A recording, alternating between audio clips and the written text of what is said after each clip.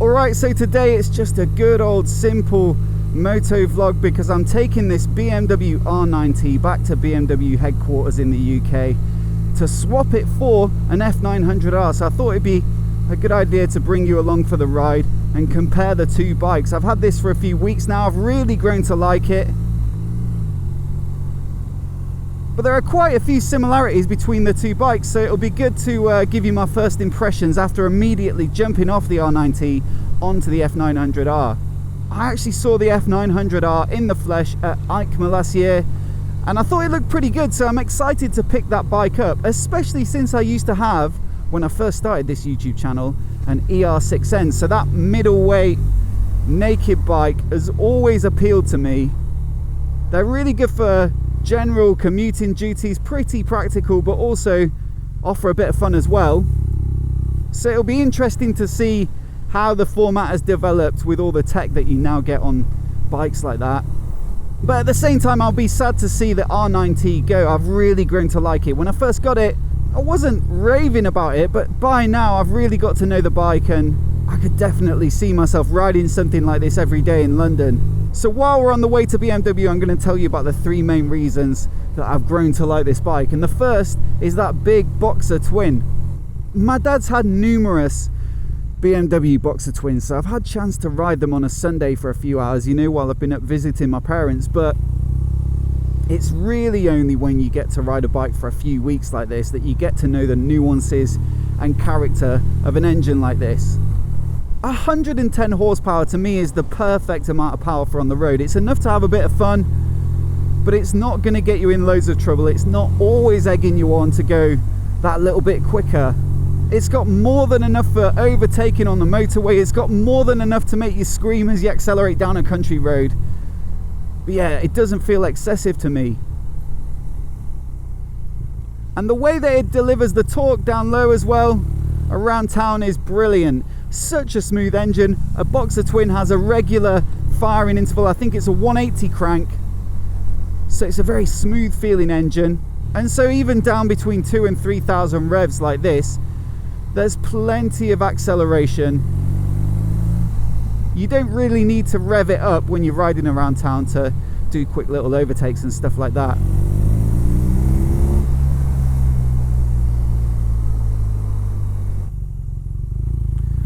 I've also really grown to like the way it shifts.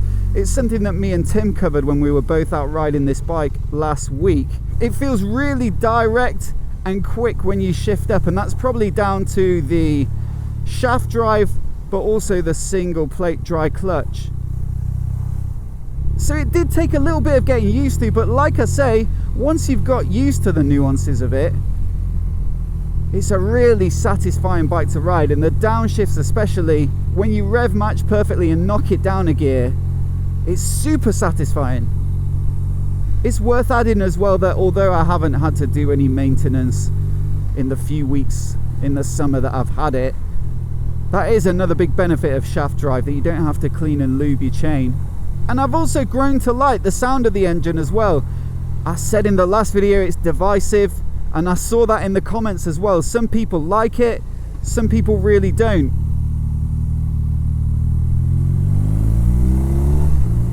But I just love that sound now. There's no other bike that really sounds like a Boxer twin. And it's got a nice meaty bass to it as well. Now the number two thing that I like about this bike is the comfort of the riding position. It's a little bit more sporty than what I'm used to because it has the option 719 rear sets on it. So your legs are tucked up a little bit further, but it still has nice, wide, relatively high up bars. So yeah, it's a bit of a hybrid of positions really, but it kind of works. I pointed out the same when I rode the Indian FTR 1200, that feels similar to this in that it has a fairly sporty foot peg position, but also the same width and height in the bars. And I didn't really, after a couple of hours of riding it, know whether I could live with it, but I can categorically say that I really like the balance now. This sort of thing can be individual taste, but for me it just feels ergonomically spot on. And I've had a bunch of other bikes to ride recently. So I've been on the MV Agusta Brutale 1000RR, which is a naked sports bike. Pretty comfortable considering, but of course it's more aggressive than this. It has clip-ons. And when I got back on the R9T to do the motorway stint home from Crazy Horse, I was like, oh yeah, that feels better. It just means that you can kind of tuck in when you're going a bit quicker, but when you're cruising around town, you don't have all your weight over your wrists. Now, the third thing that I want to point out on this bike is just the quality of the brakes and the suspension. They're not the highest spec Brembos that you can get. They're not like Stylemas or whatever, but they're still 4-pot, radially mounted, Brembo branded. To be honest, I think it might be something to do with the master cylinder, the amount of fluid they're pushing through, but they've got a really sharp initial bite. They just feel super crisp, so you can brake with one finger if you so wish. Honestly, they're really very good, these front brakes. You have to be a little bit careful in traffic when you're just getting used to them, because you can easily lock them up if you grab too much. But once you get to know it and you get to know how much pressure you need to apply, the brakes feel brilliant. Same goes for the suspension. Upside down forks up front, monoshock at the rear. There's adjustment if you need it, but I've just left them middled out and the ride feels spot on to me. So firm, sporty, handles well, but not too uncomfortable. It's not a technologically advanced bike. There's not a lot of electronics going on here, but what is there? The basic mechanical stuff, the engine, the brakes, the suspension, the way that it's set up, the ergonomics of it, they all feel great to me, and that's just combined to make a really nice bike to ride for a few weeks, especially as a bit of a do-it-all get-about. It obviously helps that it's a cracking looking bike. I'm not sure that I'd choose this paint job. I'm not sure that I'd choose the seat hump. Personally, I like the R9T Scrambler with a brown seat and a brushed aluminium tank. That's what I think looks best, but the basic shape is the same, and you can't really help but have a look back when you're walking away from it after you've parked up. It's a brilliant bike, lots of fun. If you're thinking about one, go and test one out and see what you think for yourself. But right now, let's crack on and get that F900R.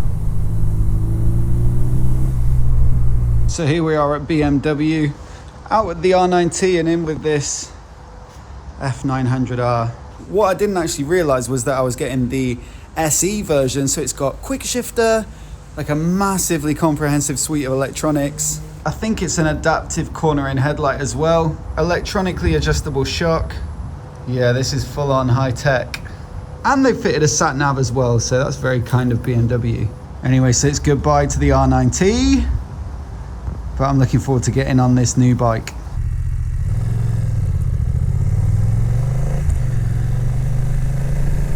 So it's actually the next day because I couldn't fit this GoPro on these bars, so I had to wait till I got home to pick up my mirror mount. But it's a beautiful day anyway, so perfect for taking the F900R for a little spin and telling you all about it.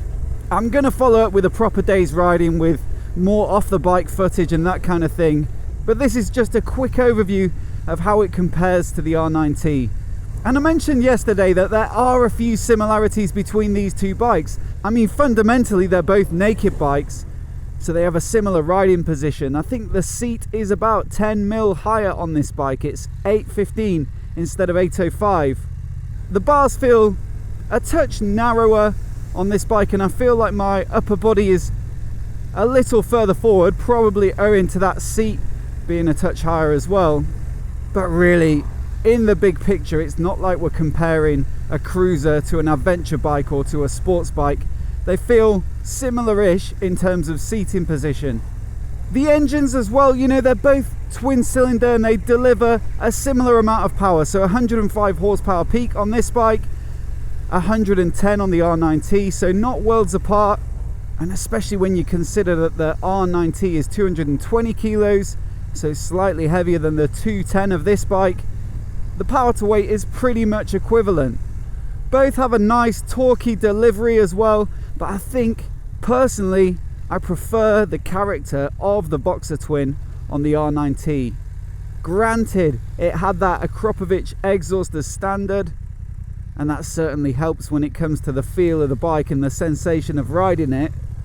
But also this parallel twin in the F900R, it uses a 270/450 firing interval, so it has a similar feel to other 270 parallel twins, of which there are many on the market now. Only a week or so ago I had the Africa twin. You know, it has a very similar feel to it. Actually, I think this engine is more suited to an adventure bike, which is no surprise because it first appeared in the F850 GS. And you know, that's not to say that this isn't a good engine. It's certainly quick enough for this bike, and there are definitely people who will prefer this to the Boxer. But I just love the character, the way it wobbled when you start it up, the sound of it, and also the smoothness. I think it was that little bit smoother. Now I'm pretty sure those Brembo brakes at the front are the same as the ones on the R9T. This whole master cylinder setup looks similar as well, and they certainly feel similarly sharp. And the suspension is fundamentally the same, I guess, in that it's a monoshock at the rear and then some upside down forks at the front. But on the R9T, the forks are adjustable, which they're not here, yet the shock is electronic on this SE version of the F900R. You know, there are a few other little differences, like the fact that the R9T is a shaft drive, which obviously pairs with that Boxer twin for that typical BMW setup, and this is a chain drive. But overall, my point is, they're both naked bikes. They've both got just over 100 horsepower. They're both twins. They've both got good brakes. They've both got decent suspension. So mechanically, they're not a million miles apart. But where they are absolutely different, the massive contrast is the amount of tech on offer. The R9T is a simple bike, and that's what I really liked about it. It definitely has a bit of a retro feel, but this couldn't be farther from retro.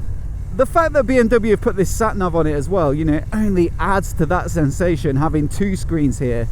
But it's just mad on this SE version just how much tech is on this bike, especially considering that it's under 10 grand. So yes, you've got that TFT dash, but there's also a cornering headlight. The shock is electronically adjustable. It's got all the advanced rider aids that BMW have to offer pretty much. I think it has hill start assist, cornering ABS, their best traction control, 4 riding modes.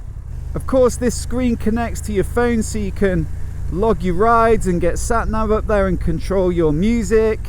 It's keyless, the steering lock is keyless, the filler cap is keyless as well, and it's all reflected in the massive array of buttons that you've got here. It's only second to the Africa twin in terms of number of buttons of bikes that I've ridden this year. So on the right we've got obviously the kill switch, but a riding mode button, heated grips, an SOS button. How cool does this look? It's got a flap that you lift in case you have a crash, and then you can hit that, and I guess it alerts the emergency services. Ignition buttons just behind the sat nav here for the keyless stuff, and then on the left you've got your horn indicators. They're self-cancelling, like pretty much everything you can think of is on this bike. That's to change the electronic shock. That's a menu button with an up and down to go through the extensive menus on here. DRL button, hazards, cruise control, and then you've got this wheel that you can turn and press either direction, which you can use for going through some of the menus. It's just full on. I'm sure there's stuff I'm missing as well. Like I say, I'll follow up with a proper riding review and a good talk through the tech. But if you are considering either of these bikes, let's say you've got your heart set on a BMW around the 10 grand price range, which is where the R9T Pure starts, but you don't know whether to go retro or fully modern, then that's the key difference that I can describe to you. The R9T is a simple, undistracted ride that just really lets the mechanicals do the talking. There's all the character in that engine. It rocks from side to side, which, as I said, I really grew to love over the few weeks that I had it. And yeah, it's basically that famous BMW Boxer twin formula, showcasing the best of it, but in a somewhat modern package in the build quality and some of the components. This, on the other hand, is all the bells and whistles, and you've got to ask yourself what motorcycling is about for you. Is it that Sunday blast where you just want to get away from any distractions, away from your phone, and just enjoy the experience of riding? Or is it a practical thing and you want to cover big miles and you want to commute in all weathers and you want to get places quickly and you want all the convenience that this bike has to offer? Oh, a quick shifter, that's another thing I didn't mention. Then yeah, maybe take this one out for a spin from your dealer. Stick around for more F900R content. I've got this for a few weeks as well, so hopefully I'll get a few videos out of it. If you've got any questions about it, now's a good time to put them in the comments, because I can try and answer them in the next video. And if you're new here and you want to see more videos like this, hit subscribe and I'll catch you next time.